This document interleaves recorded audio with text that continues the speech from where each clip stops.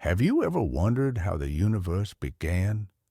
Why humanity constantly struggles with sin and suffering? Or how an ancient book, written over thousands of years, could hold the key to understanding life itself? This is the story of the Old Testament, the foundation of the Bible, where everything begins. It's a story of creation, rebellion, miracles, and prophecy, a grand narrative that leads to the most anticipated moment in history, the coming of the Messiah. The Old Testament consists of 39 books, divided into four main sections: the Law, the historical books, the wisdom books, and the prophets. These books tell the story of God's relationship with humanity, the rise and fall of Israel, and the promise of a Savior who will one day restore what was lost. It all starts with Genesis. In the beginning, there was nothing. Then God spoke, and the universe was created. Light burst forth into darkness. The seas were formed, the mountains rose, and life filled the earth. God created Adam and Eve, the first humans, and placed them in a perfect paradise, the Garden of Eden. But this perfection would not last. A single act of disobedience changed everything. Tempted by the serpent, Adam and Eve ate from the tree of knowledge of good and evil, bringing sin, suffering, and death into the world. The relationship between God and humanity was broken, and mankind was cast out of Eden, forced to live in a world of toil and hardship. As time passed, humanity spiraled deeper into corruption. Violence and wickedness spread across the earth, and God decided to start over. He chose one righteous man, Noah, and commanded him to build an ark. Then came the flood. Rain poured from the heavens, covering the entire world. Every living thing perished except for Noah, his family, and the animals aboard the ark. After 40 days, the waters receded, and God made a promise. Never again would he destroy the earth by flood. As a sign of his covenant, he placed a rainbow in the sky. But humanity's sin did not end there. People sought to build a tower to reach the heavens, defying God's authority. In response, God confused their languages, scattering them across the earth.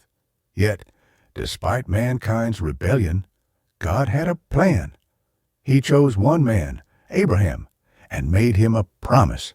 His descendants would become a great nation, and through them all the world would be blessed.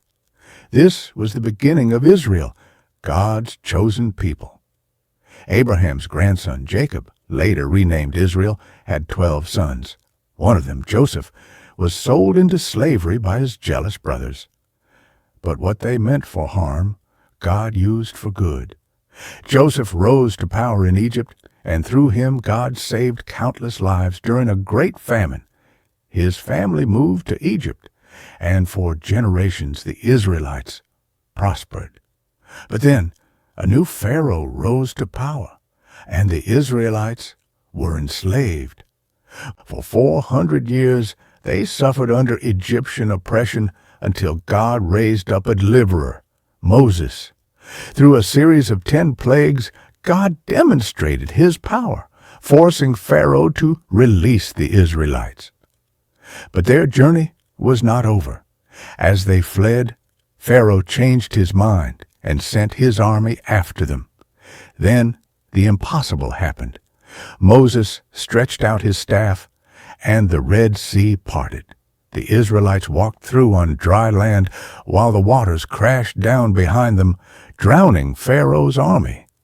Now free, the Israelites arrived at Mount Sinai, where God gave them the 10 Commandments.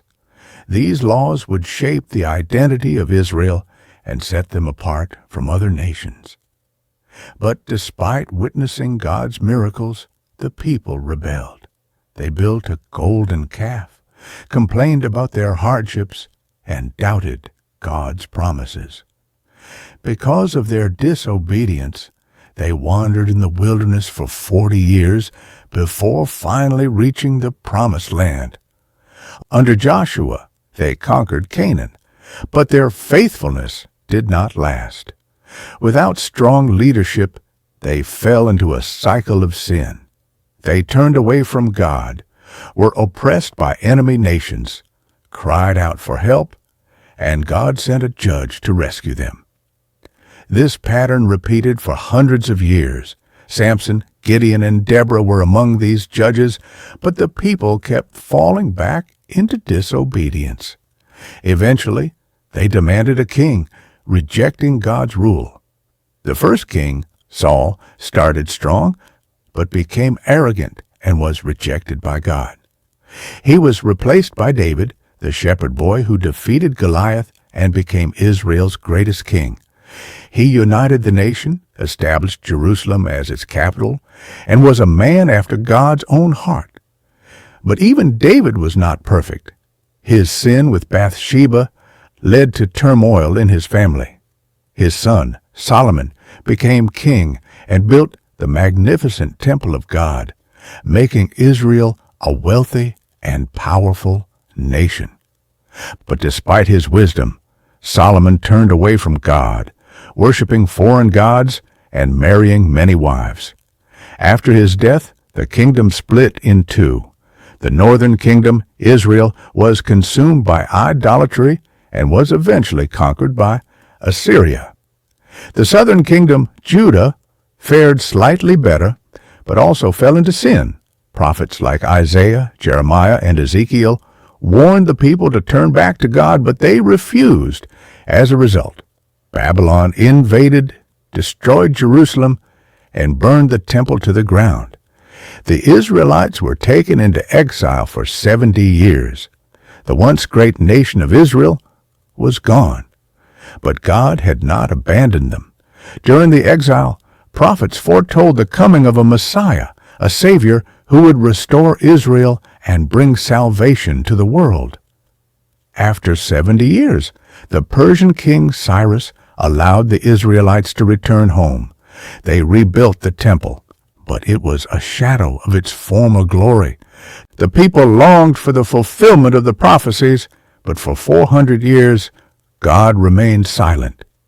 No prophets, no miracles, no revelations, just waiting. The Old Testament ends in anticipation, with the people of Israel longing for the one who was promised, the Messiah who would bring redemption.